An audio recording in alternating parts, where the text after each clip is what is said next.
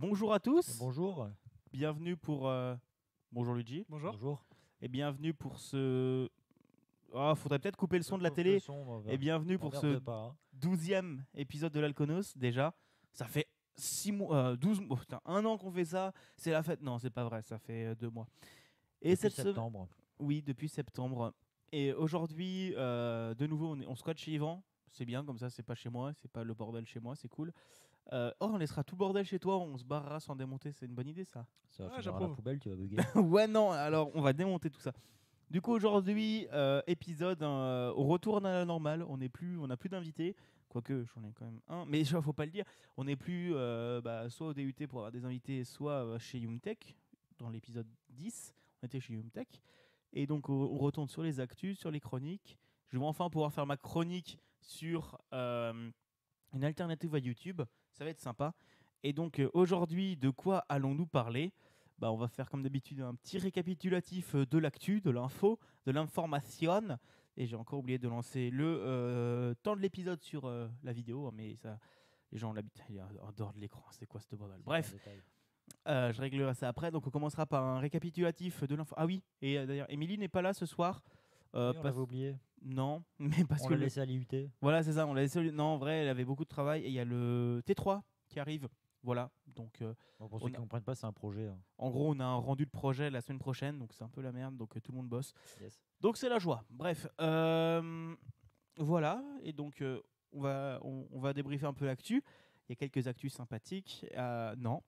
Après, il y aura une première chronique où je vous parlerai un peu d'une réflexion que j'ai eue sur une alternative à YouTube au travers des flux RSS, et Luigi nous parlera. Une petite introduction sur la médecine occidentale de l'Antiquité au Moyen-Âge. Wouh, ça va être La fête. la fête du slip, ça va être la joie, et on finira par une tournée de coups de cœur comme d'habitude. Et ah ouais, mais c'est vraiment pas du tout. En plus, ça n'a même plus la bonne couleur. Je vais régler ça. Et on va commencer l'actualité par Luigi qui va nous parler de la reconnaissance faciale dans les manifestations. Alors, la reconnaissance sociale dans les manifestations. Alors doucement, Oui. répète, doucement. Doucement. Enfin. Ça fait environ 6 ans que le gouvernement a, à travers différents décrets, autorisé l'identification massive des manifestants de manière plutôt automatique, au travers de trois biais. Le premier, c'est le fichier TAGE, TAGE pour traitement des antécédents judiciaires. C'est un fichier qui est utilisé par les forces de l'ordre pour garder des informations sur les personnes qui ont commis au moins une infraction. Et dedans, il y a un petit peu moins d'une dizaine de millions de photos de faces de personnes. Donc c'est un fichier quand même relativement complet qui contient beaucoup de données sur les gens qui ont soit commis, soit été complices. Soit auteurs, soit complices. Donc ça, pour l'instant, c'est OK, oui, ça ne nous concerne pas vraiment proprement parler. Ensuite, il y a un autre fichier qui est le fichier TESS. Alors ce fichier, à la base... Alors quand je dis fichier ici, c'est au sens de dossier. C'est vraiment un endroit où il y a plein de choses différentes. Le français est ambigu, les deux fonctionnent. Donc, ce qui est test pour titre électronique de sécurité. Sécurisé, pardon. Excusez-moi, la fatigue et le mal de tête. Et c'est donc toutes les données à la base de passeports. Donc quand les gens créent des passeports, il y a des biométriques, il y a surtout des photos. En plus de ça, depuis quelques années en France, ils comptent également tout ce qui est carte d'identité, donc photos sur les cartes d'identité. Alors, en temps normal, les forces de l'ordre n'ont pas le droit de récupérer les données de ce fichier TESS. Mais, grâce au troisième biais qui est la loi de renseignement, ça permet d'utiliser le fichier TESS dans un cadre des intérêts fondamentaux de la nation.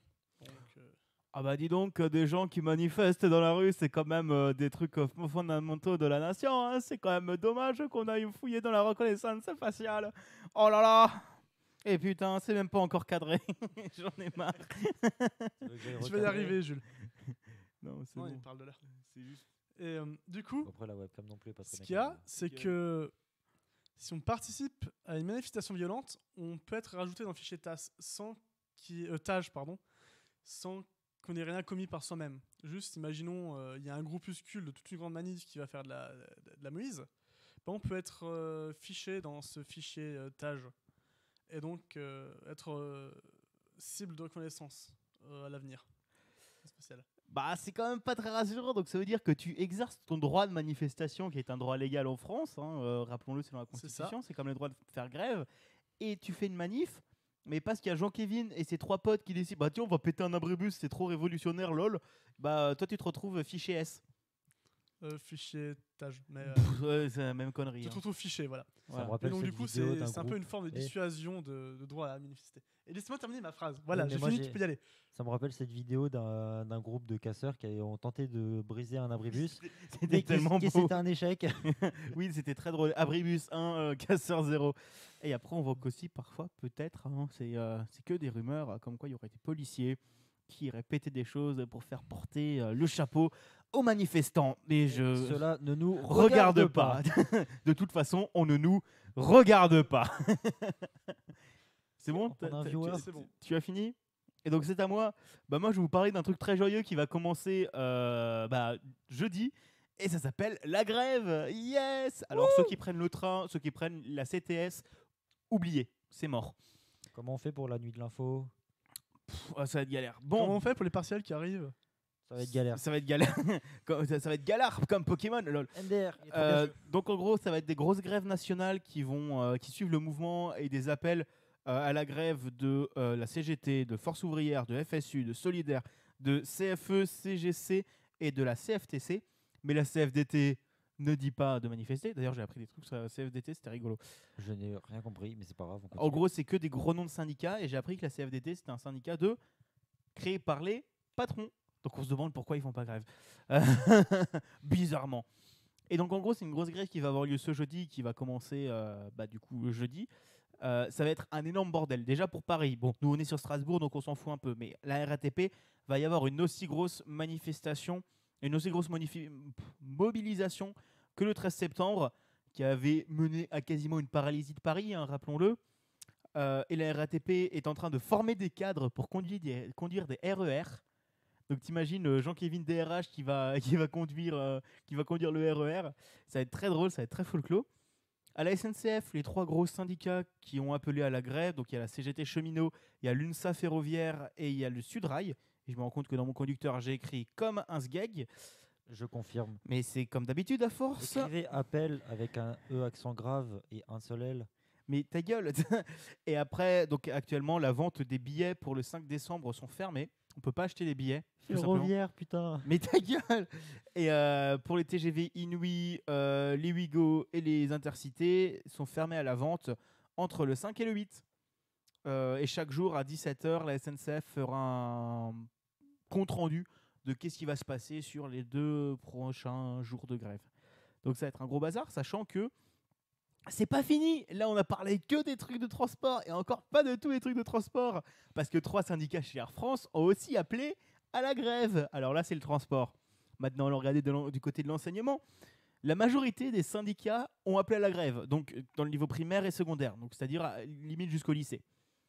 Et dans les services publics aussi, donc ça veut dire les pompiers, les policiers, les hôpitaux, les services d'urgence, les internes, police-justice, donc c'est-à-dire l'Alliance et UNSA qui sont des syndicats de policiers, et une journée que le Conseil national du barreau a appelée journée justice morte.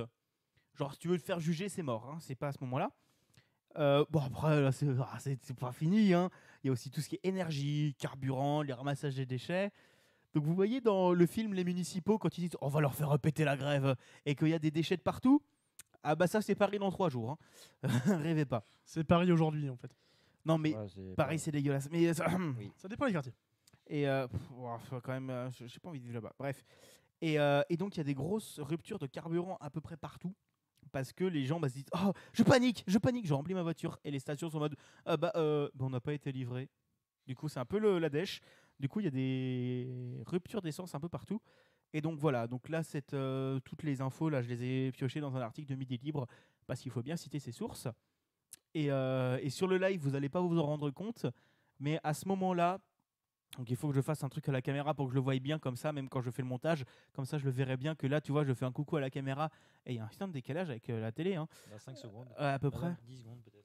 Et donc en gros, c'est à ce moment-là, vous allez entendre, on est allé demander à notre cher Monsieur Gossa, enfin je suis allé demander à notre cher Monsieur Gossa de nous expliquer un petit peu qu'est-ce que ça allait changer la réforme de la retraite et pourquoi est-ce qu'il y avait une aussi grosse mobilisation à peu près partout.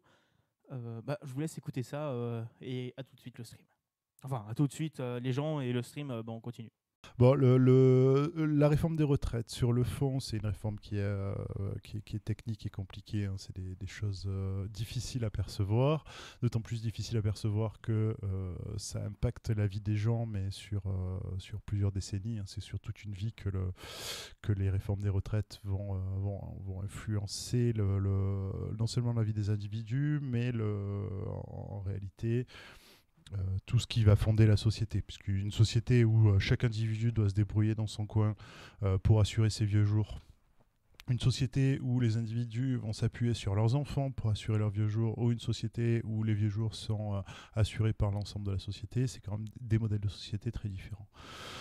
Là, ce qui se prépare, c'est un passage à la retraite à points, ça s'appelle. Alors, la grosse différence entre le système actuel, qui de toute façon est déjà très multiforme, hein, puisqu'on n'a pas un seul système de retraite en France, on a une multitude de systèmes imbriqués les uns dans les autres, c'est que tout sera indexé sur un point. Alors ça parle particulièrement aux fonctionnaires, puisque nos salaires sont aussi indexés sur un point. Donc l'idée du point, elle est pas très difficile.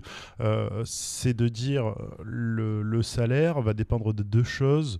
Un échelon qu'on va multiplier par un point, qu'on appelle le point d'indice. Et l'échelon va varier selon l'ancienneté. Et les promotions, donc ça va être individuel, et le point va être commun à tout le monde, et ça va varier en fonction de l'inflation. Donc l'idée est assez simple, c'est qu'en jouant sur le point, quand le prix de la baguette augmente, on va s'assurer que tous les gens puissent acheter le même nombre de baguettes d'une année sur l'autre.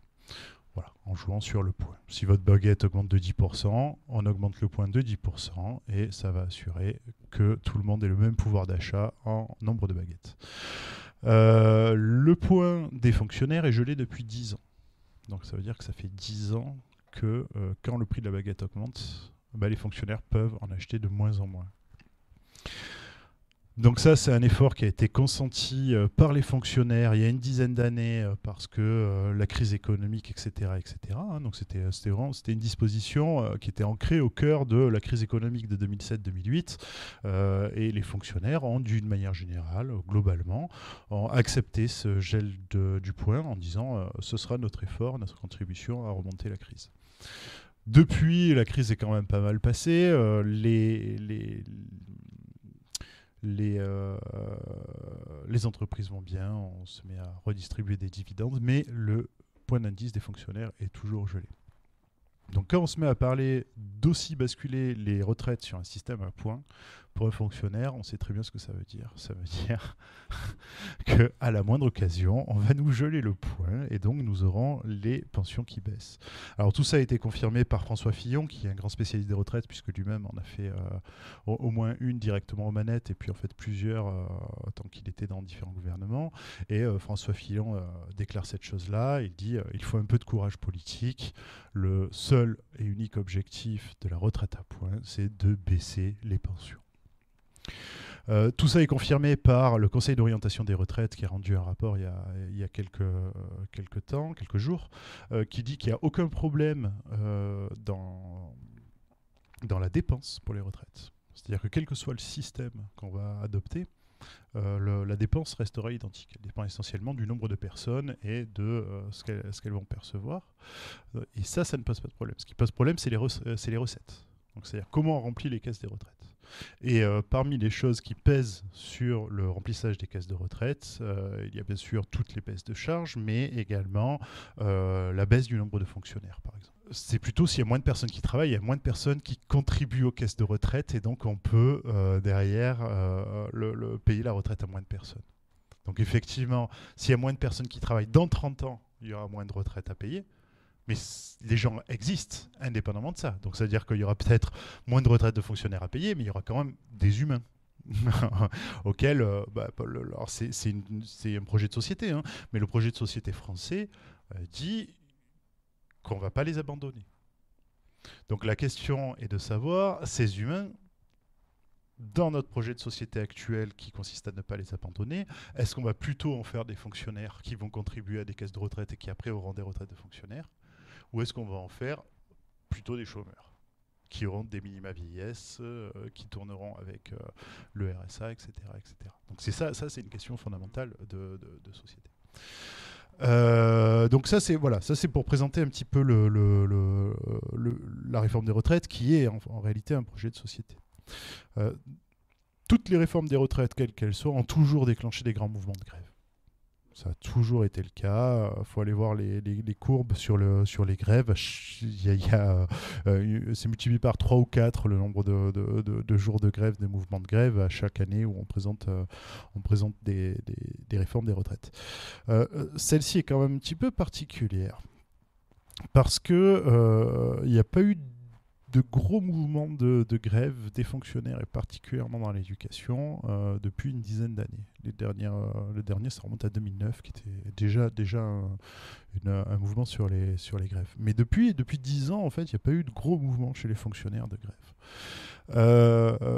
Comme je disais, là, ça parle particulièrement aux fonctionnaires pour cette histoire de point d'indice, mais ça parle encore plus aux enseignants et aux universitaires parce que le nouveau système de retraite va prendre en compte les primes pour calculer la retraite. Or, il y a très peu de primes dans l'éducation nationale et encore moins dans l'enseignement supérieur. Pour donner un ordre d'idée, moi, mes primes annuelles, c'est 1 200 €. Donc, c'est-à-dire que c'est en gros 15 jours de salaire. Il y a des fonctions publiques où les primes, c'est 30-40% du salaire. Voilà. Donc, ça veut dire que c'est double peine hein, pour les enseignants. Non seulement un point qui va probablement être gelé, mais en plus des traites qui vont être particulièrement basses. Donc ça, on prévoit là, les premières estimations prévoient un mouvement de grève extrêmement suivi dans la fonction publique et particulièrement dans l'enseignement. Pour prendre une vision un petit peu plus large de la situation, cette grève qui est quasiment unitaire, hein, je crois qu'il n'y a que la CFDT qui n'appelle pas à la grève, elle arrive dans un moment où ça fait plus d'1 an qu'on a les Gilets jaunes. Ça fait très longtemps, ça doit faire 6 mois je pense, que les urgences des hôpitaux sont dans des mouvements sociaux, donc dans des grèves perlées, éparses, mais ils sont en mouvement. La police est fatiguée de toutes ces choses-là. Donc on voit qu'il y a un problème qui est général. Et alors la grosse question, et ça on ne le sait pas encore, c'est est-ce que toute cette fatigue et cette colère va s'exprimer à partir du 5, puisque là ça fait quelques temps que tout le monde est sur la réserve. Depuis que la date du 5 a été annoncée, tout le monde attend cette date-là, donc se met un petit peu en attente, en réserve de colère et de mouvement. Donc on va voir, est-ce que ça va être juste une journée pas trop suivie et le 6 tout le monde retourne travailler, ou est-ce que ça va être au contraire le déclencheur de quelque chose, avec quelque chose de très suivi, et un 6 et un 7 qui enchaînent et qui refusent de retourner travailler tant qu'on n'a pas été entendu pour être traité correctement. En réalité, on demande rien de plus dans les services publics. J'ai vu aucun service public qui demandait autre chose que être traité dignement pour pouvoir faire son travail dignement. Et donc, c'est ce que nous allons demander le 5. Bienvenue à tous. Re-bienvenue à tous. Salut à toutes les amis. Salut les Pokémon. On se retrouve aujourd'hui avec Mijirashi. Coucou. Et du coup, maintenant qu'on a un petit peu pété les plombs, c'est Luigi qui va nous parler à la Seine-Saint-Denis. Il y a une jeune femme qui a tenté de s'immoler par le feu. Effectivement, donc c'était le lundi 23 novembre de cette année. Bien sûr, on va pas parler de l'année prochaine, ce serait un peu compliqué. Et je vais taire du coup son nom et ainsi que l'établissement que vous trouvez malgré tout facilement sur Internet, pour des raisons évidentes de respect de la vie privée. La personne. Alors pour résumer les faits, elle s'est mulée dans le couloir pour se jeter ensuite par la fenêtre du premier étage. Et pour les raisons, on n'est pas trop sûr, mais c'est possiblement à cause de harcèlement scolaire. Enfin, de harcèlement qui lui a été... qui a été... J'ai pas le verbe. Quelqu'un peut m'aider entre vous deux? Bah, elle s'est fait harceler. Voilà, elle s'est fait harceler. Et elle était déjà suivie par un professionnel de santé pour une précédente tentative de suicide. C'est la fête. Et Donc les gens harceler personne, s'il vous plaît, c'est le mal. oui, c'est pas bien de harceler les gens. Et faire du mal, c'est pas bien. Et aussi, il y en a qui. Ça, c'est encore tout dans le sujet du harcèlement, mais là, c'est plus du harcèlement de masse, où il y en a souvent des personnes, justement, font une petite blague sur une personne une fois, ils se disent, bon, si c'est une fois, ça passe. Sauf que faut se rendre compte que si, si par exemple 1000 personnes se disent, bon, une fois ça passe, bah, c'est pour la personne harcelée, ça revient 1000 fois en fait. Par exemple, Donc, regardez, là je vais mettre une patate à Yvan, Je il va t'emmerde. pas avoir mal, mais si je lui en mets 1000, il aura mal. Si, j'aurais Voilà. déjà mal avec la première. Aïe. Merde. Aïe. Donc voilà, le harcèlement, c'est vraiment pas bien. Écoutez les mots de notre très cher président Yes. de la République qui nous a bien dit que le harcèlement c'est mal. Ça va finir dans les annales, ça. Ah ouais, dans Le mon cul. harcèlement, c'est pas bien. Ça va finir dans mon cul. Je vais le 19. Alors, du coup, maintenant c'est Je à veux toi. pas savoir Yvan. que tu vas faire dans ton cul. Ah bah non, mais je suis fatigué, désolé. Et donc maintenant, c'est à toi, Yvan, de nous Donc, parler c'est à moi, d'un donc. autre truc très joyeux. Hein, Bah, du nouveau- finalement, c'est quand même assez joyeux. C'est le marché de Noël. Et vous allez voir qu'en fait, c'est pas si joyeux que ça. Ah non, j'étais pas donc- là-dessus, moi. J'étais sur l'employé de McDo qui était licencié. Oui. D'accord. Je pensais que tu allais parler du marché de Noël. Bah non, le marché de Noël, c'est après. Eh bah tant pis. Alors, donc je pense que vous connaissez le très fameux marché de Noël de Strasbourg, hein, qui a en grande partie permis la grande renommée de notre très jolie ville. Et donc celui-ci, cette année, a ouvert les Strasbourg, portes. c'est dégueulasse. Hein, venez pas ici. Strasbourg, c'est très propre, ok. Tu laisses notre belle ville. Ouais, pardon, faut pas critiquer le grand Strasbourg. Arrêtez de triquiter. Triquitez pas. Donc, cette année, le marché de Noël a ouvert ses portes vendredi 22 novembre. Et donc, il sera ouvert jusqu'au jour de mon anniversaire. Il n'y a pas de message subliminal le 30 décembre. Ne lui c'était pas. Je t'emmerde. Si, Si je ne c'était- m'abuse, c'est la première fois que ça dure aussi longtemps, le marché de Noël. Bah, je crois que l'année dernière, c'était plus ou moins fini aux alentours du 25 décembre, donc à peu près à Noël. Ce qui est logique pour un marché de Noël. Oui. Et donc clairement, c'est une assez grosse aubaine pour la ville, enfin pour l'économie strasbourgeoise, hein, étant donné que ça ramène toujours énormément de touristes et tout ça. Mais malgré ça, il y a de nombreux habitants qui se plaignent en fait que le marché de Noël soit plus contraignant qu'autre chose pour eux. Donc, oui, non. Donc en effet, le fait qu'ils habitent dans le centre-ville et donc directement dans le périmètre du marché de Strasbourg, de marché Noël, pardon, de Strasbourg, j'ai du mal à parler. J'ai perdu mon texte. Oula. Donc en gros, Ça les dispense pas, voilà, oui, je t'ai coupé. Ça les dispense pas de se faire contrôler et fouiller à chaque fois qu'ils rentrent ou sortent du bâtiment de la zone en fait qui a été délimitée par la ville. Donc en gros, pour ceux qui ne le savent pas, il y a le centre-ville même de Strasbourg, donc c'est-à-dire la place Kléber où il y a la Fnac, l'Apple Store, le principal arrêt de tram de Strasbourg, À peu près tout en fait. à peu près tout. Il y a aussi, ça va jusqu'à la cathédrale de Strasbourg, Mhm. ça passe par le quartier d'or qui est vraiment, le carré d'or qui est vraiment très sympa avec pas mal de choses dans ce coin-là.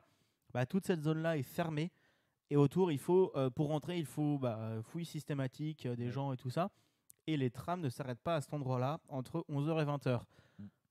Donc, est-ce qu'ils s'arrêtent après 20h à Langström-Grand-Rue et Homme de Fer? Ce serait un petit peu flippant. Je pense pas quand même parce qu'il faut. Je te rappelle que l'année dernière, c'était le cas. Je pense que du coup oui. Donc voilà, en fait, le gros problème de l'année dernière, et je pense que tu vas nous en parler de l'attentat qu'il y a eu à Strasbourg. Oui, donc l'année dernière, on se souvient tous, hein, bien entendu, des tragiques événements survenus hein, pendant le marché de Noël. Donc l'attentat qui est survenu le 11 décembre 2018 et qui a causé la mort de 5 personnes et qui en a blessé 11 autres. Et ce qui a justement, entre guillemets, forcé Strasbourg a complètement boosté en fait la sécurité du marché de Noël. Hein. Donc voilà.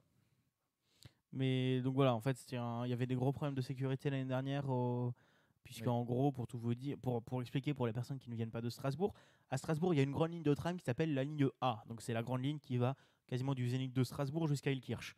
Donc c'est vraiment une ligne qui est très grande, C'est- ouais, c'est la plus grande ligne de Strasbourg, je crois. Je Elle doit pense faire aussi. 45 minutes de long. La ligne D est pas mal grande non plus. Ouais, mais après, Sachant voilà. qu'elle va jusqu'en Allemagne. Oui, non, mais c'est quand même très long. Et je ne ferai pas de blague.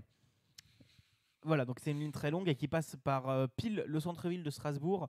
Donc, c'est-à-dire l'Homme de Fer, qui est la grosse station où quasiment toutes les lignes -1 passent par l'Homme de Fer. Et Langstrauss-Grand-Rue, qui est pareil, une très grande station de Strasbourg. Ces 2 stations sont fermées. Et aussi les autres stations dans l'autre sens, soit Gallia, non pas Gallia, soit du coup Homme de Fer dans l'autre sens et Broglie sont fermées. Et après dans l'autre sens, je sais pas où. Et du coup, si vous voulez rentrer par Strasbourg, il faut prendre l'arrêt de tram qui sont soit avant, soit après. C'est un bordel sans nom. Clairement. Et l'année dernière, quasiment, on pouvait rentrer dans le périmètre de sécurité en tram avant une certaine heure. Oui. Voilà. C'est rassurant, hein, on aime bien. Ouais, c'est le problème en fait. T'as un truc ultra violent en sécurité, sauf que avant et après c'est open bar. En fait, c'est comme si tu sécurises un serveur web. Genre, tu mets toutes les sécurités possibles, mais à partir d'une certaine heure, le mot de passe, c'est 1, 2, 3, 4, 5, 6. Ah, moi j'aurais pas mis le mot de passe. Ouais, il n'y a pas de mot de passe, c'est ça. Il n'y a pas de mot de passe. C'est ultra sécurité, mais le FTP, il n'y a pas de mot de passe. Yes. Ouais, ou le serveur web te laisse voir l'intégralité des fichiers ou un truc comme ça. Un truc bien relou. Ou sinon l'accès au site tu le fais via l'URL, ça marche aussi. Ou alors il y a un bug qui te permet d'accéder au panneau de contrôle. Non, mais là, c'est pas un bug. Là, c'est fait exprès. Tu vois, c'est pas pareil. Ouais, mais je faisais une référence en TA. Bref. Non, mais en TA, c'était craqué, hein, c'était cassé. Du coup, moi, je vais vous parler d'un autre truc joyeux. Je Oui. pense que tu as fini. Je pense aussi. Je vais vous parler d'un truc joyeux qui s'appelle le Conseil de déontologie du journalisme, qui a été fondé aujourd'hui. C'est une actu fraîche. Je sais, merci. Comme la crème.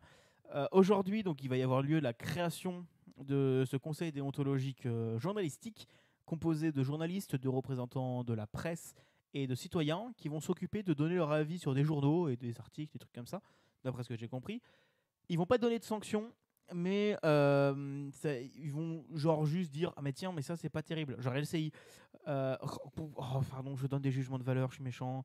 Genre valeur, pardon. Et donc, ce sera une organisation qui sera pas étatique, qui sera autorégulée. Mais en ce moment où les gens croient de moins en moins en l'État et dans les organes de presse, ça fait un petit peu flipper. Pourquoi. Bizarrement, hein, la propagande, promotion de la privatisation de FDJ, promotion, on a dit promotion. C'est assez flippant de voir qu'un conseil comme ça qui vient de se créer et qui dit que dans quelques années, ils vont pas augmenter le pouvoir de ce conseil en faisant passer la petite pilule comme on aime bien, tu sais, par une petite loi qui passe à 2h du matin. Petit décret, comme ça passe pas au Conseil constitutionnel. Non, il faut quand même le voter, sinon les gens voient qu'ils se font avoir. Ouais, non, il faut que ce soit voté. À main levée. Voilà, à main levée, en ayant payé très cher, je pense, le maître du conseil. Bon, là, je fait de la diffamation, donc faut pas dire ça, mais là, oui, non, mais un petit peu, en ayant des copains, pardon. Et en gros, ah non, mais oui, c'est voté, mais t'as 3 pélos, ils ont tous dit non. Non, c'est moi qui l'ai dit. Et c'est dit, c'est trop tard. Hein. Voilà, c'est dit, c'est trop tard. Mais non, mais j'ai vu. Mais un plaisir. Donc voilà, qui dit que pendant une petite loi qui passera à 2h du matin, ils nous feront pas un truc genre ah ouais, mais non, mais en fait, on peut réguler la presse. Toi, tu publies pas cet article sur le président leader suprême Macron. Voilà.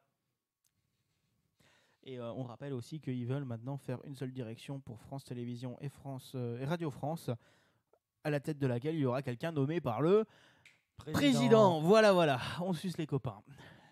Et maintenant, je pense du coup que tu vas nous parler de cet employé de McDo qui a été licencié. Du coup, non. Du coup, je vais le faire. Vas-y. Alors, je me souviens plus du lieu où ça s'est passé. Oui. Au pire, si tu as le temps de me rappeler la ville d'ici que je continue la news. Il y a une employée de McDo qui venait de se faire employer. Et elle s'est rendue compte qu'en allant dans les vestiaires, il y avait un téléphone qui filmait tout. Ce téléphone était en fait le téléphone d'une personne de la famille du patron du McDo. Et elle s'est retrouvée d'abord en arrêt maladie le temps que l'histoire soit réglée. Le manager. Le manager, oui. Voilà. Et elle se retrouve en arrêt maladie et pendant son arrêt, elle a reçu une lettre comme quoi son CDI était arrêté. Ah on rappelle les cours qu'on a vus aujourd'hui, les licenciements abusifs ou alors, mais non, mais le mois prochain en fait, comme j'ai pas suffisamment de thunes, tu vas bosser 3 heures. Ah non, mais soit t'acceptes, soit t'es viré. Yes. Voilà, rappelons que le gouvernement suce les copains. Pardon, mais je pense que là, il faudrait que je me fasse un t-shirt. Je suis le gouvernement. Et en fait, tu prends des images où tu sais pas. Pardon, Je pense que ça part trop loin. ce podcast sans Émilie part en couille. Oui. Voilà. Donc c'est la joie actuellement, je Donc, pense. Oui, donc j'ai regardé, ça s'est passé dans le 2e ou le 12e, je sais plus, arrondissement de Paris. Voilà, donc c'était à Paris en même temps, 2e. bizarrement. Et je pense que c'est la fin de ces news. Peut-être parler du Black Friday. Mais tu voulais pas parler de la madame de... Non, bah en fait on avait changé. Bon bah d'accord, vas-y. Vous avez vu là, on est très professionnel, on prévoit tout des semaines à l'avance. C'est Alors, pas vrai. On peut pas prévoir les news des semaines à l'avance. Tu te tais. Ça faut pas le dire. Donc ouais, donc je vais finir par vous parler vite fait de l'événement qui a pas pu être manqué, donc le Black Friday. Hein. Le brave Friday. Le Black Friday. Oui, Grave, Friday. Donc le Black Friday, donc un petit événement qui se passe chaque année depuis donc les années 70 aux États-Unis et en 2013 en France. Donc il y a une petite différence de 43 ans, ça passe. Oh, c'est comme Halloween, hein, c'est les Américains qui nous envahissent. Hein. C'est un jour bien connu, hein, donc durant lequel la plupart des commerces affichent des prix plus bas que la moyenne, ce qui engendre quasiment à coup sûr en fait une hausse importante de leur chiffre d'affaires, parce que qui dit prix plus bas dit beaucoup plus de clients. Ce qui est pas étonnant bizarrement. Oui. Donc, bon, après, même si à l'origine, ce jour, cet événement doit durer que un vendredi par an, il y a beaucoup de commerçants, notamment les sites en ligne qui étalent complètement leur... comme ça. Oui, pardon, je ne tenais pas le micro bien, c'est pas grave. Donc, il y a beaucoup de commerçants, notamment les sites en ligne, qui étalent en fait leur promotion sur plusieurs jours, hein, finalement, ce qui permet d'engendrer encore plus de bénéfices. Donc après, il y a quand même quelques polémiques sur le Black Friday, parce que même si ça permet, entre guillemets, de faire des économies, il y en a beaucoup qui sont dubitatifs quant à son utilité. Donc notamment, ces personnes pensent que les promotions qui sont affichées ne le sont pas forcément, et que même si c'est des vraies promotions, les clients, toutes ces promotions en fait donnent plus envie qu'autre chose aux clients d'acheter plus. Ce qui fait qu'au final, ils achètent plus de choses dont ils ont pas forcément l'utilité. Mais bon, vu qu'il y a moins cher, vu qu'il y a marqué que c'est moins cher, c'est forcément meilleur. Ce qui fait que du coup, la plupart du temps, les clients dépensent beaucoup plus d'argent que s'ils avaient acheté normalement en fait. Et donc, il y a eu d'ailleurs des sortes de protestations contre ça. Et notamment en France, où il y a beaucoup de commerces, à Paris, à Strasbourg aussi.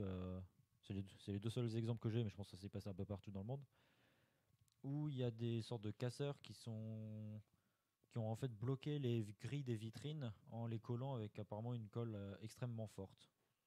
Ce qui fait qu'il y a justement des techniciens qui ont dû intervenir pour justement réouvrir ces grilles. Et puis voilà. C'est la fête, c'est la joie, c'est la bonne humeur. Ouais. Et Les complots, on connaît. Hein. Après, je me dis que ça peut potentiellement être vrai quand même. Que quoi c'est que pas forcément les fausses promotions, mais le fait que ça donne beaucoup plus envie d'acheter. Ah oui, non, mais ça c'est sûr et certain. Après, faut pas réfléchir 10 ans là-dessus, c'est sûr. Ah oui, clairement. C'est sûr et certain que ça nous donne plus envie d'acheter qu'autre chose. Mais Il voilà. faut savoir rester raisonnable. Petit conseil pour tout ce qui est Black Friday et autres périodes de promotion. Fixez-vous un budget tout simplement et que vous dépassez pas en fait pour cet événement. Comme ça, vous êtes sûr que vous ne payerez pas plus. Et vérifiez la tendance des prix pour ce que vous achetez aussi, parce que des fois, vous retrouvez que c'est plus cher au Black Friday qu'autrement. Oui. Bah, c'est ce qu'il a dit un petit Oui, peu. c'est ce que les fausses promotions. Oui. Mais je précise de vérifier quand même un peu. Oui, mais il faut Il y a vraiment beaucoup de produits où vous pouvez voir les traces des prix sur Internet. Le dénicheur, toi-même, tu sais. Yes. C'est pas vrai que j'ai passé tous les jours dessus pour trouver le prix pour mon Zoom H5 et qu'en fait il a remonté le prix avant que j'achète. Bah voilà, je pense que c'est la fin de ces news. Ouais, c'est la fin de des informations flash. Et bah je pense que c'est le moment de passer à la petite coupure. Au moment musical. Hein, donc bon on se retrouve dans quelques minutes pour la suite de cette émission. Allez, salut tout le monde. À toutes plutôt. À toutes, salut.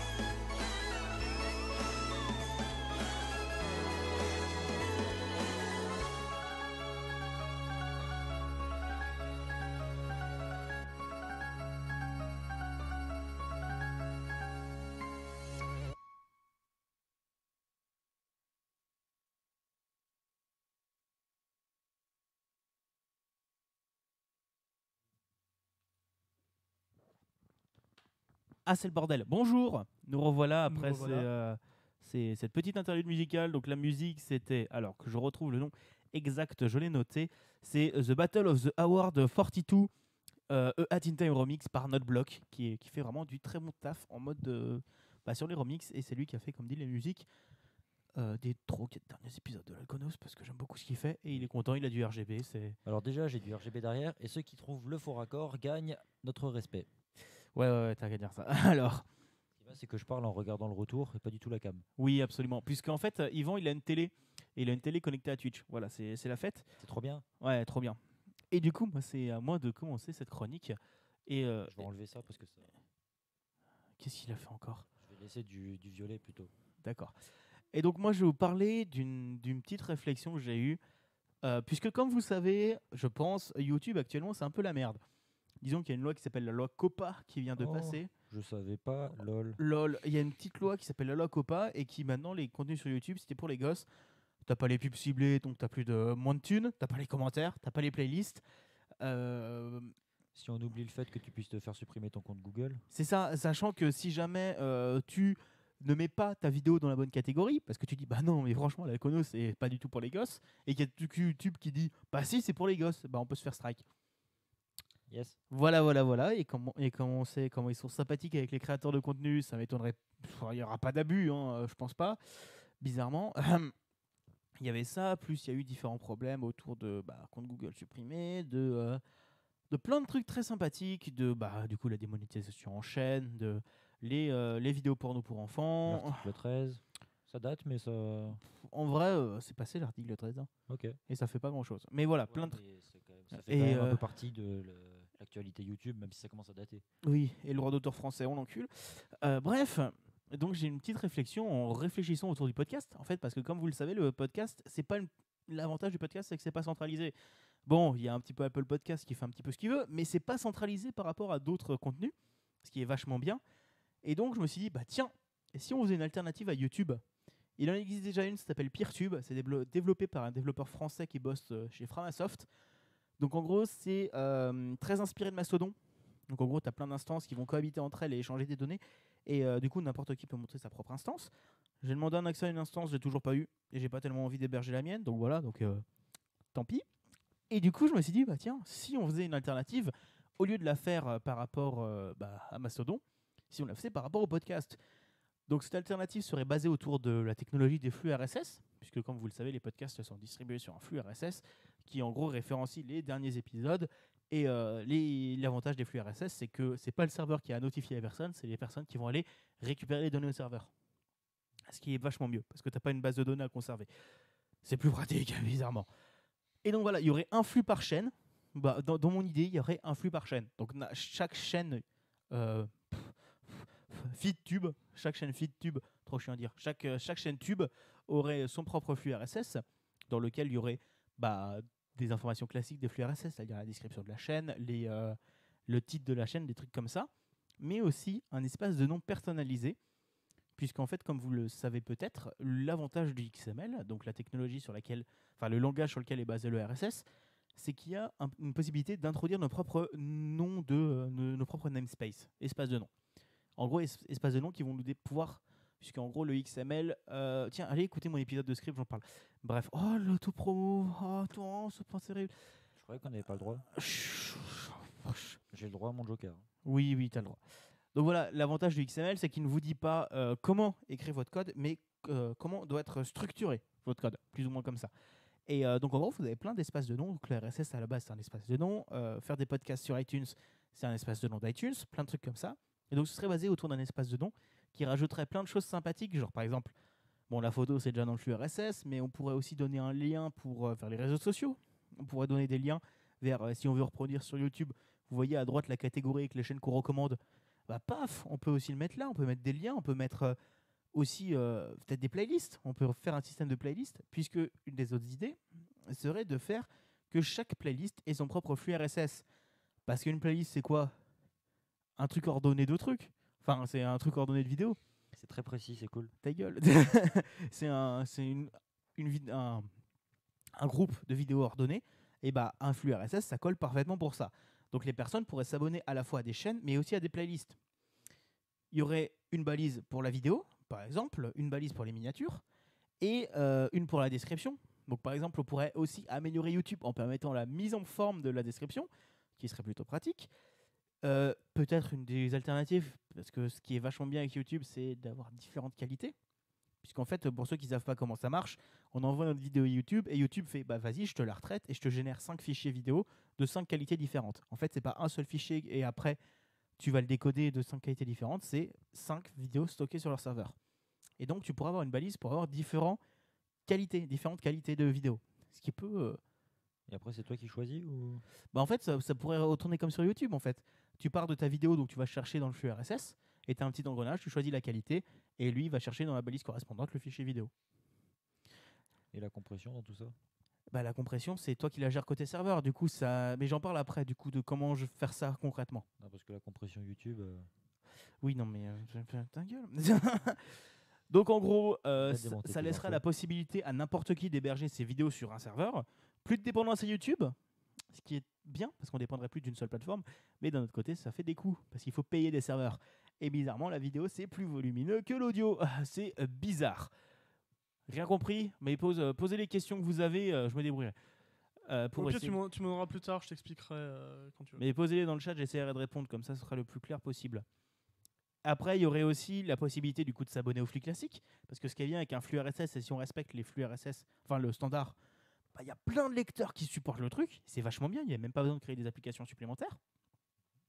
On pourrait créer aussi quand même des applications supplémentaires pour pouvoir voir des vidéos, donc s'abonner à des flux qui géreraient nos abonnements, qui pourraient mettre en place des commentaires, parce qu'il n'y aurait pas de standard de commentaires à la base, mais que les plateformes elles-mêmes puissent mettre en place leurs commentaires, ou mettre en place une plateforme globale au-dessus qui, en gros dit, bah tiens, mais les commentaires, tu vas me les envoyer à cette adresse-là, des choses comme ça qui peuvent être très sympathiques aussi et agréables.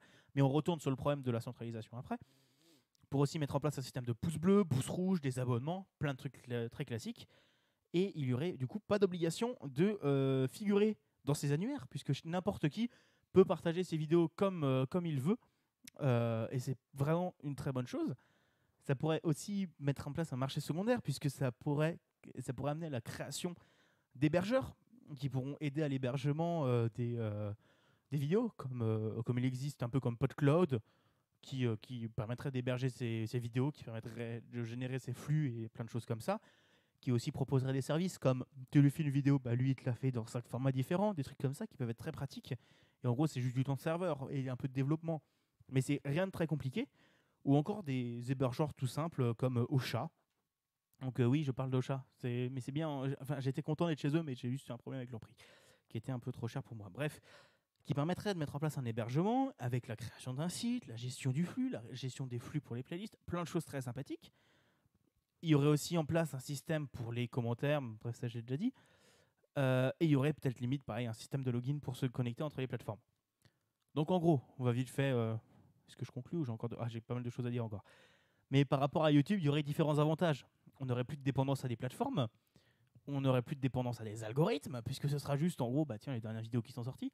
Mais les plateformes peuvent quand même mettre en place de l'algorithme derrière pour conseiller les bonnes vidéos, comme ce qui se passe avec le podcast avec Magellan. Et on sait tous que c'est fabuleux, Magellan. il y aurait une plus grande liberté, puisque n'importe qui pourra publier ses vidéos. Genre pour le podcast, j'ai passé des musiques copyrightées dedans, dans d'autres podcasts que je produis. Bah, YouTube m'a pas encore strike. Bon, je suis sur YouTube maintenant, mais ça faut pas le dire. Parce qu'ils peuvent être des choses bien pratiques. Il n'y aurait pas d'obligation de création de compte ou de partage de données personnelles, parce que YouTube, comme on dirait, ils pompent, hein, ils te prennent des trucs, ils savent tout sur toi. Dis donc, tu cherches le terminal de paiement SumUp sur Google, après pendant 3 semaines, tu as des pubs pour ça. Bizarrement, hein, c'est pas du tout quelque chose qui m'est arrivé. Et en gros, ça permettrait de ne pas avoir des données perso et d'avoir juste des données classiques, comme il existe pour le podcast, qui fait, en gros, c'est juste le nombre de téléchargements des vidéos. Point. Et ça marche. Et ça suffit. J'ai pas besoin de plus. Après, par rapport à YouTube, il y a quand même quelques petites choses que je n'aurais pas comment faire d'équivalent. Par exemple, pour tout ce qui est le système d'annonceurs. Oui, mais j'en parle après. J'en parle, c'est dans les désavantages. D'accord. Je fais les avantages et les désavantages. Mais après, c'est vrai qu'il y a beaucoup de désavantages à ce système. Mais on va voir après. Il y aurait aussi une base open source. Parce que c'est cool que ce soit open source quand même. Parce que du coup, c'est un projet que j'ai et que je vais essayer de faire. Et toute la base et tout le namespace et les applications de base seront open source. Parce que c'est quelque chose auquel je tiens et je trouve que l'open source, ça permet de quand même vachement aider à la publication du bousin. On regarde Internet, par exemple. Il y aurait aussi le respect des lois françaises en termes de droits d'auteur, ou non. Mais en gros, tiens, tu as la liberté de parodier et tout ça. T'as pas YouTube qui fait « Oh non, j'ai mes copains qui me disent que c'est pas bien. Ouais, mais en fait, je suis pas d'accord. Ok, alors mon copain, il est pas d'accord avec toi. Qu'est-ce que tu fais ? Bah non, mais moi, je veux ma thune. Ok, bon, il a dit qu'il est pas d'accord. Dans la thune quand même. » Rappelons qu'actuellement, les personnes qui portent plainte chez YouTube, enfin, pour scénariser, les personnes qui portent plainte à YouTube pour non-respect des droits d'auteur, c'est aussi eux qui vous jugent. C'est un peu le serpent qui se mord la queue. Ça pourrait aussi être la possibilité de remplacer le fichier d'une vidéo directement. Parce que sur YouTube, une fois qu'une vidéo est publiée, tout simplement, tu ne peux pas remplacer la vidéo. Point. Ça ne marche pas. Et il n'y aurait pas de système de vue, de notation, des chiffres par défaut. On revient à juste produire pour le plaisir. Bon, après, je sais qu'il y a des personnes que ça n'intéresse pas. Et que, je peux comprendre parce que j'aime bien aussi regarder combien de téléchargements j'ai, et j'aime bien avoir des retours aussi, c'est vachement pratique. Mais voilà. Donc ça, c'était un petit peu tous les avantages de ce système. Maintenant, on va voir les avantages. Il y a 3 tomes. Non, en gros, il y a pas mal, il y a quand même des désavantages. Mais après, c'est comme d'habitude, il faut peser le pour et le contre. Voilà. Donc, les désavantages. L'obligation de payer son propre hébergeur. Point. Déjà, ça, c'est un énorme désavantage parce que nous, pour l'Alconos, on paye un abonnement chez OVH à 3,56 € par mois, je crois, pour 100 Go. 100 Go de vidéos en 1080p ou même 1920, du coup 1080p ou 720p ou même 4K, les 100 Go, tu les remplis rapidement. Et l'avantage de 4K. Voilà. Et l'avantage de YouTube, c'est qu'ils ont ce serveur, les serveurs de Google, qui gèrent le truc. Il n'y aurait pas d'onglet tendance de recommandation par défaut, sauf si des applications développent ce système. Donc ça peut être à la fois un avantage, parce que du coup, tu n'as pas la course aux tendances et tu ne déprimes pas de voir qu'il y a encore un prank sur les clowns. Mais d'un autre côté, ça peut désavantager les gens et faire moins de découvertes. Il y aurait une plus grande liberté, mais du coup, la possibilité de partager les contenus haineux, illégaux, on tombe sur la juridiction normale du coup, mais ça peut être beaucoup plus problématique. C'est-à-dire ? Après, pour ce domaine de tout ce qui est pas légal, il n'y a pas besoin de ce système pour que ça existe déjà. Je veux dire, c'est... Bien sûr que oui, mais en gros, ce que je veux dire, c'est que YouTube, tu as un système de report. Parce que là, tu n'aurais pas. Parce qu'en gros, tu fais « Hey, il est méchant la vidéo !» Tu te fais bannir de l'annuaire, mais tu t'en fous. Le flux RSS, ce qui est bien, c'est que tu n'as pas besoin d'annuaire. Et donc, c'est la personne de supprimer. À ce moment-là, tu portes plainte. Et c'est la juridiction normale et ça retombe sur la loi française normale. Sauf s'il est aux Philippines. Mais là, du coup, ça marche pas. Mais voilà. Il n'y aurait pas de régie publicitaire. T'en parlais avant. Par défaut. Parce que YouTube, il propose une régie publicitaire et permet aux gens de gagner de la thune. Bon, plus grand-chose, mais il permet aux gens de gagner de la thune. Mais donc, ce serait plus difficile d'avoir de la monétisation. Mais d'un autre côté, ça fait un meilleur CPM, donc coût par 1000. Puisqu'il n'y aurait pas de partage entre les personnes. Et c'est ce qu'on voit avec le milieu du podcast. Bon, j'ai jamais monétisé, donc je ne peux pas trop parler là-dessus. Mais on se rend compte, du peu que j'ai lu, le CPM dans le podcast est vraiment bon. YouTube, on doit être à moins d'€1. Sur les podcasts, on peut être jusqu'à 10, 20 € ou même plus. Ce qui est vraiment pas dégueu. Et ce qui peut du coup, ça renforce la rentrée d'argent. Mais ça veut dire que quand tu es un petit, tu peux pas déjà gagner un minimum d'argent. Mais bon, il y a Utip, il y a Patreon, il y a tout le bordel. Pour les youtubeurs, ça voudrait dire recommencer presque à zéro, puisque ce sera un service de niche. C'est un truc, en gros, ça va être un truc. Bon, si moi je le fais, ce sera moche. Oui. C'est aussi le problème qui a été reproché beaucoup à Peertube, dont on avait parlé avant, c'est que c'était trop niche au début et que ça n'a pas réussi à prendre l'inertie. Mais là, ils sont vachement améliorés. Peertube, j'ai retourné dessus. L'interface est vraiment propre. Et il y a beaucoup d'avantages. Genre, déjà, l'importation directement depuis YouTube. On va pas se mentir, c'est pratique. Mais voilà, donc ça voudrait dire, c'est comme pour les personnes qui peuvent se barrer sur Dailymotion. Bon, Dailymotion, c'est cassé. Mais voilà, si des youtubeurs veulent changer de plateforme à cause des problèmes, bah, ils recommencent à zéro. Et YouTube a quand même cet avantage d'avoir une certaine grosse communauté et notoriété. Il n'y aurait pas les gros serveurs Google pour l'hébergement des vidéos, donc il y aurait un plus long temps d'attente. Et tes serveurs ils pourraient être plus surchargés. Et aussi, comment dire, Google, ils ont quand même des serveurs aux 4 coins du monde. Et donc, si tu es en Chine, mais si tu es au Japon, par exemple, ils ont un serveur plus proche de chez toi que si tu es américain et que tu as ton serveur en Amérique, tu n'as pas à te taper tout le trajet jusqu'en Amérique. Ce qui est quand même pratique. Il n'y aurait pas forcément d'app mobile au début, parce que ça peut être quelque chose qui peut être fait pour le web à la base. Et il n'y aurait pas de gestion automatique de différentes qualités de vidéo par défaut, puisque c'est à la personne de gérer ça. Et il y aurait je vais essayer de finir rapidement pour ne pas prendre trop de temps non plus, mais en gros, il y aurait des améliorations envisageables. Par exemple, le développement d'hébergeurs annexes proposant des services que donne Google. Par exemple, la qualité de la vidéo, avoir différents serveurs dans le monde, pouvoir gérer les commentaires, plein de trucs comme ça, qui pourraient être vraiment super pratiques et basés toujours sur cette techno open source derrière. C'est bien, tu as ton site comme chez Ocha, par exemple, où Ocha, ils ont une belle page. Genre, tu peux écouter les épisodes, tu as tout directement sur Ocha. Mais derrière, tu as quand même un flux RSS pour le partager sur les hébergeurs de podcasts classiques, sur les annuaires de podcasts classiques. Et ce qui est vraiment pratique. Je prends Ocha comme exemple parce que j'aime beaucoup PodCloud, mais je trouve que Ocha est plus représentatif de ce que pourrait être, pour le moment, de ce que pourrait être un hébergeur. Enfin, un hébergeur sur ce service-là. Après, il y aurait aussi peut-être du développement d'applications pour les sites web, pour le mobile, peut-être des apps open source et faites par la communauté, ce qui pourrait vraiment améliorer les choses. Et surtout, tu pourrais regarder sur ce que tu veux. Tu n'as pas besoin de passer par le site forcément. Tu peux regarder sur n'importe quelle application. Et si tu es basé sur le RSS, rappelons-le, si tu es un minimum bidouilleur, tu peux quand même créer ton propre truc. Voilà.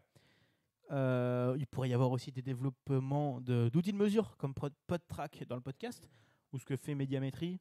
Bon, c'est très critiquable ce qu'ils font parce que c'est un peu pourrave, mais et surtout c'est encore pire que ce qu'on fait actuellement. Disons que, alors pour ceux qui ne sont pas au courant, Médiamétrie a lancé un outil d'analyse de podcast. Mais là, ce que fait PodTrack, c'est en gros, il compte le nombre de personnes qui accèdent au lien et voilà. En gros, c'est ça. Médiamétrie, il planque un petit bruit sonore dans ton podcast bizarre. Et en fait, c'est pas les téléchargements qui comptent. C'est un panel de personnes. Tu as 2000 personnes qui ont un boîtier et qui, en gros, quand tu as le boîtier qui entend le son, il continue d'écouter. Donc, en gros, les grosses radios, ce sera plus basé sur le nombre de téléchargements réels, mais sur, dis donc, sur 2000, tu en as 1000 qui ont écouté. Ça veut dire qu'il y a à peu près 30 millions de Français qui ont écouté. C'est à peu près comme ça qu'on fait les calculs à la télé, on va pas se mentir. Oui. Pour avoir déjà participé à des études de médiamétrie, c'est à peu près comme ça. Et au final, il y aurait aussi des développements d'annonceurs qui seront faits pour ce système, ce qui peut être vachement pratique. Donc je ne sais pas ce que vous en pensez, si vous avez des choses à dire sur ce truc. J'ai faim. Putain. Non, plus sérieusement, C'est si vous... assez intéressant. Je pense que le plus compliqué, ce serait le même problème que j'ai parlé juste avant pour Framatube, enfin Peertube, enfin c'est la même chose. C'est vraiment, c'est bien, ça existe, ça peut être très bien fait, mais le problème c'est de réussir à le faire démarrer. C'est ça le gros souci qu'il y aurait, c'est que si c'est moi qui le code, ce sera moche. Parce que je sais pas. Après, niveau interface, tu sais que je suis pas mauvais, donc là-dessus. Oui, bon, surtout déjà développer le namespace et la techno derrière, mais après Déjà, voilà. Quand tes noms de variables, c'est Michel et Jean. C'est vite tes couilles. Quoi C'est pas vrai.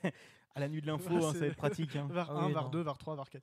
D'ailleurs, Non, on non. pourrait nous retrouver peut-être à la nuit de l'info si tout va bien, On y sera normalement. si c'est pas reporté ou annulé. On y sera normalement. Donc voilà, ça. Même si c'est annulé, on y va. Ta gueule. On le fait dans la rue, ok? Mais du coup, voilà, ça peut être. C'est juste pour le moment un outil de réflexion. Et je voulais le poser quelque part parce que c'est vraiment quelque chose qui m'intéresse et que je le trouve intéressant. Et j'avais la flemme d'écrire un article Medium. Donc c'est bien, là j'en ai parlé pendant un quart d'heure. Voilà, c'est cool. Mais voilà. Et ça pourrait être, par exemple, regardez pour les flux RSS pour les podcasts, regardez le nombre d'hébergeurs de podcasts qui existent. Bon, ça explose parce qu'il y a tout le monde qui se met au podcast actuellement. Mais bon, moi compris, on est d'accord. Mais nombre d'hébergeurs, allez.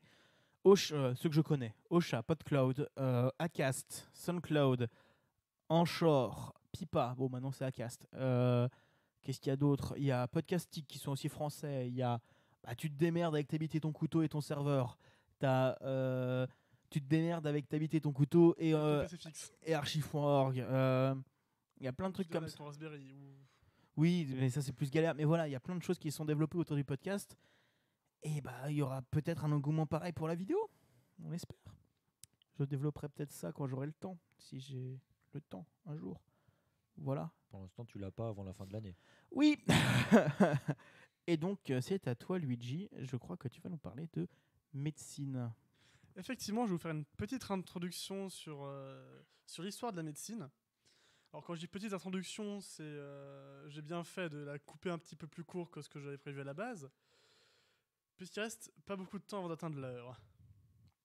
Du coup, je vais vous parler aujourd'hui de la médecine, on va dire, de l'Antiquité jusqu'au Moyen-Âge en Occident. En ignorant bien sûr aussi l'Égypte, dont je ne vais pas parler, même si c'est pas vraiment l'Occident. Du coup, je vais revenir un petit peu avant l'Antiquité, je vais revenir à la préhistoire, juste pour 2 petits points. Alors, depuis presque toujours, l'homme a essayé de se soigner, et la préhistoire, c'est majoritairement par les plantes, donc ce qu'on appelle la phytothérapie. Donc, comme de phyto, la plante, et thérapie, le soin, dans l'idée. Et néanmoins, on a retrouvé sur certains crânes préhistoriques humains des traces de trépanation. Alors la trépanation, qu'est-ce que c'est? C'est faire un trou dans le crâne. Alors, est-ce que c'était pour la médecine ou pour autre chose? On ne peut pas en être trop sûr, mais je tenais quand même en parler parce que c'est intéressant. Ensuite, à l'Antiquité, donc je vais parler de l'Occident, je pense qu'il y a un nom qui pourra résonner dans les oreilles de tout le monde, qui est Hippocrate, qu'on appelle le père de la médecine, même s'il y a beaucoup de différences entre sa médecine, entre guillemets, et la médecine qu'on a aujourd'hui. Alors, c'est lui qui a énoncé les principes d'une médecine qui étudie les causes et qui fait des pronostics, mais il n'y avait pas encore vraiment de médicaments. C'était plus des consignes de vie, par exemple, arrête de manger de la soupe à 19h le soir, ou des trucs dans le style. Des fois, des trucs un peu plus loufoques. Et cette médecine qui est basée sur l'observation va vite se diriger vers une autre médecine qui sera une médecine plutôt sur les hypothèses. Découlant d'Hippocrate, on aura l'école d'Alexandrie. C'est dans cette école, qui sera une école de médecine, que se feront les premiers pas scientifiques de la médecine. Donc ils vont commencer à faire des dissections humaines, par exemple, pour étudier l'anatomie. En parallèle, une autre médecine, la médecine qu'on appelle des dogmatiques, c'est une médecine, on va dire, sectaire, qui cherche l'essence des maladies et leurs causes un peu plus occultes, et qui est à l'origine de la théorie des humeurs. Donc le sang, la bile jaune, l'atrabile et la pituite. Et elle s'appuie également beaucoup sur l'anatomie et la dissection. Donc là, on va passer laisser passer quelques années, et va aller 6 siècles plus tard. Donc 6 siècles plus tard, un autre nom qui pourra peut-être résonner dans un peu moins d'oreilles, qui est le nom de Galien, qui lui a fait beaucoup de progrès de l'anatomie. C'est lui qui a décrit quasiment parfaitement la structure osseuse humaine, qui a distingué les différents tissus du corps humain, par exemple les muscles pour le mouvement, les artères pour faire circuler le sang, cerveau, origine des nerfs, et les nerfs, qui étaient d'ailleurs considérés jusque-là comme des tendons, le sont considérés à part. Le tendon qui doit être considéré comme des nerfs, c'est la même chose. Ensuite, on arrive dans une période un peu plus sombre, qui est le Moyen-Âge. Période où il n'y aura que très très peu de progrès dans la médecine, à tel point que je ne vais pas en parler du tout, car c'est vraiment anecdotique, car l'Église s'oppose totalement à tout ce qui est dissection et études anatomiques, et qui ramène toute la médecine à la religion. Et ensuite, à la Renaissance, on va dire que la machine redémarre un petit peu, et vers le milieu du XVIe siècle, la médecine de Galien va se faire un petit peu ébranler par ce qu'on appelle la médecine spagyrique, qui commence à faire une médecine qui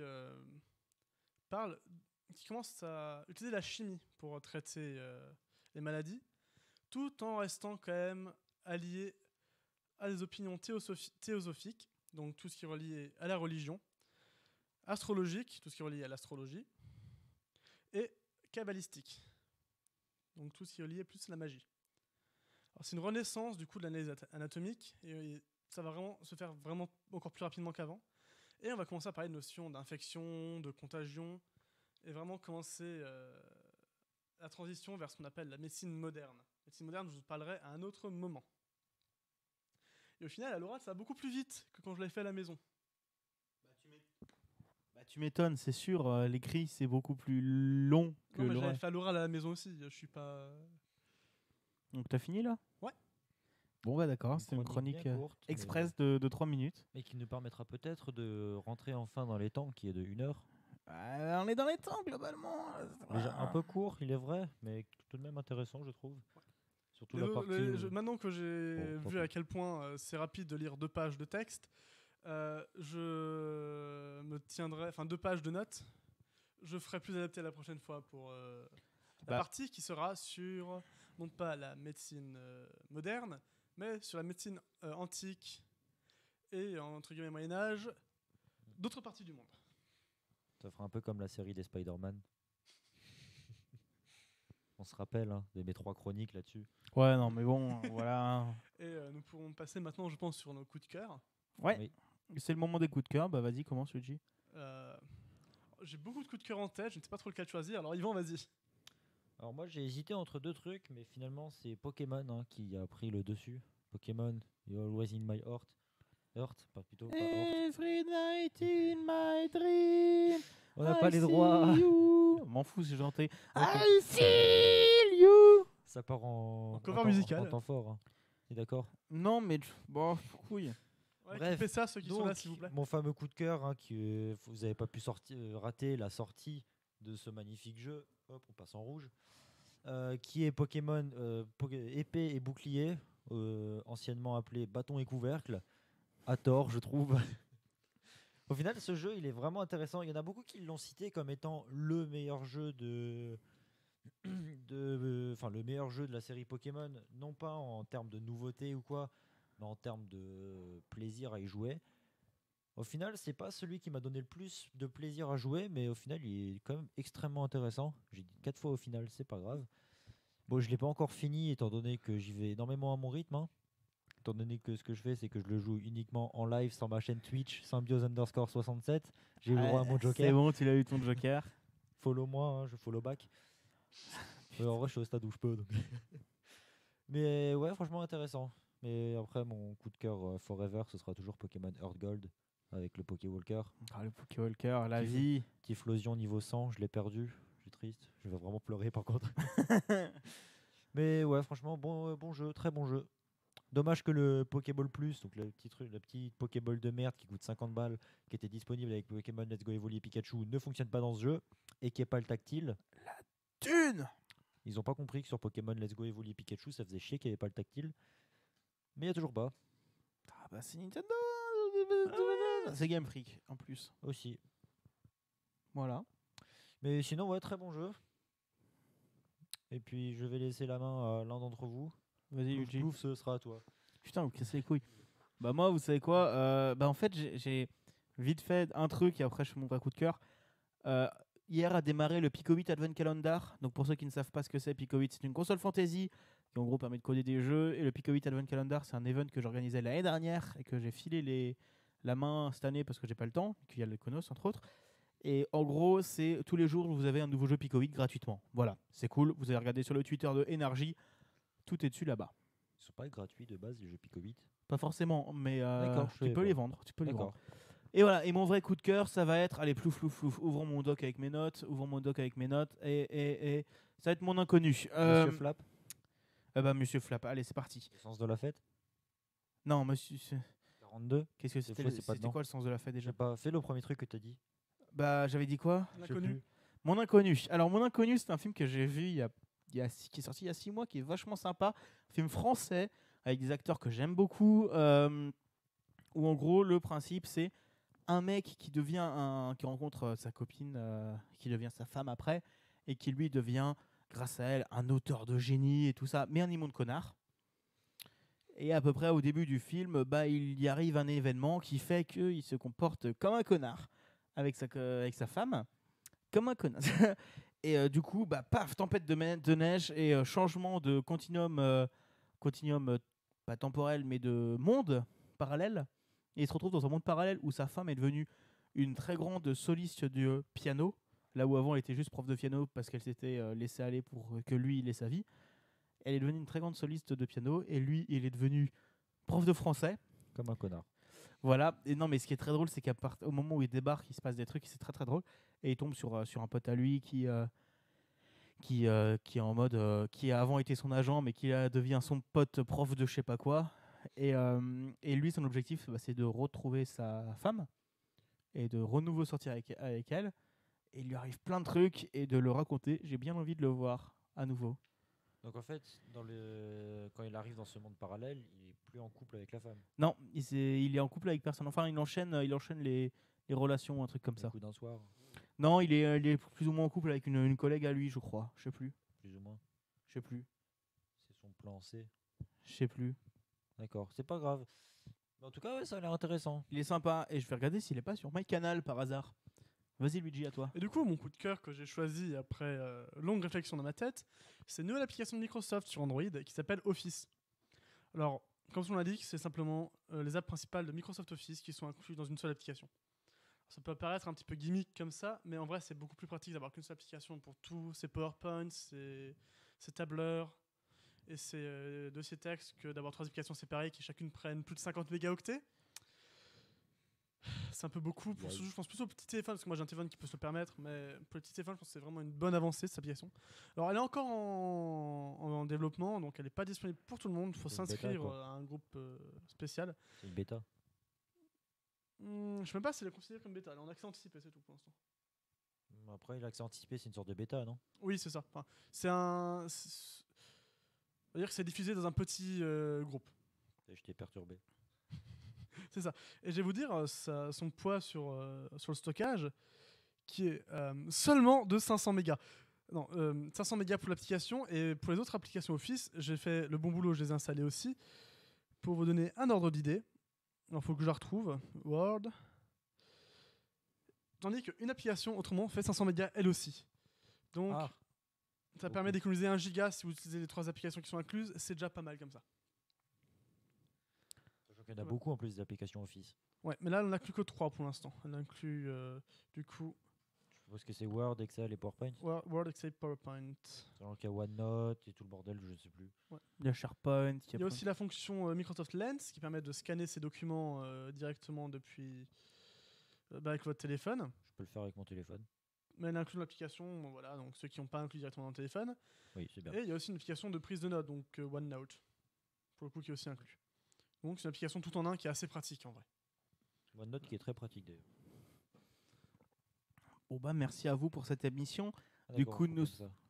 Bah oui, je pense que ça a fait un D'accord. coup de cœur. Mais j'ai encore des remerciements, hein, voilà. Et du coup, vous, l'émission, elle aura duré à peu près 1h10 parce qu'il y aura eu l'interview de Monsieur Gossa qui nous aura expliqué la réforme des retraites que je vous aurai insérée au bon moment, je pense. Je vais faire ça en rentrant chez moi, ça va être fabuleux. Du coup, comme d'habitude, on remercie le DUT de nous fournir une salle. On est absolument au DUT. Non, mais plus sérieusement, merci au DUT de nous soutenir moralement sur pas mal de points. Enfin, surtout au département info du DUT. Finalement, ils nous ont permis quand même d'accueillir quelqu'un la semaine dernière. Ça Oui, fait plaisir. mais très souvent, ils nous permettent d'accueillir des gens. Et c'est bien. Merci encore aux personnes qui nous ont filé de la thune sur Ulule. Oui, merci à Parce vous. que du ça- coup, on ça a du fait beau très plaisir. matos. C'est grâce à vous tout ça. Ouais. Merci aux personnes sur le chat. Bah, sinon, en fait, on aurait un micro et on le ferait tourner. Ce serait dégueulasse. Ouais. Deux peut-être. Pff, trop cher, trop cher. Sinon, en fait, on n'existerait pas. Voilà. On serait pas nés même. Voilà. On serait des poissons. Ouais, c'est ça. Je suis un petit poisson. Merci aux personnes qui ont été présentes sur le chat ce soir. Ça fait plaisir de voir des gens. Et merci encore à Monsieur Gossa d'avoir répondu à mes questions dans la journée alors qu'on avait été 3. Et Ça fait voilà. plaisir. Et petite information, au cas où vous serez resté jusqu'à la fin, actuellement sur notre Twitter ou à peu près partout, il y a un concours pour gagner un pack de goodies de l'Alconos. Ça se passe sur bit.ly/concours Alconos. Donc concours avec un C majuscule, Alconos avec un A majuscule. Il y a plein de moyens d'entrer, genre nous suivre sur Twitch, nous suivre sur Twitter, retweeter un truc, nous suivre sur Insta, visiter un site, nous suivre sur YouTube aussi. Et vous savez quoi? Lorsqu'il y aura la rediffusion sur YouTube, le premier qui trouve le faux raccord qu'il y a eu entre avant et après la coupure musicale gagne aussi un pack.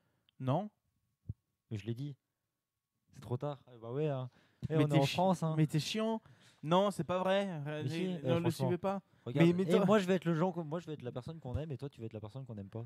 Mais non, mais c'est juste qu'on n'a pas énormément de footage, il faut les Ouais, regarder. c'est vrai, on n'a pas de thune, désolé. Voilà, abandon. Allez, salut. Non, mais on vous fera de temps en temps des petits concours comme ça pour gagner des trucs. Ça fait plaisir. Et là, ça se passe pas que sur Twitter, donc si vous n'avez pas Twitter, vous pouvez quand même rentrer. Par contre, c'est pas que je le garde. Ouais. Oui, Bon, allez. c'est ma nouvelle Bonne chérie. soirée à vous. Bonne soirée à tous. Bonne soirée. Merci à vous d'avoir À suivi bientôt. ce stream et je vous dis à la prochaine. Allez, Bisous. salut tout le monde.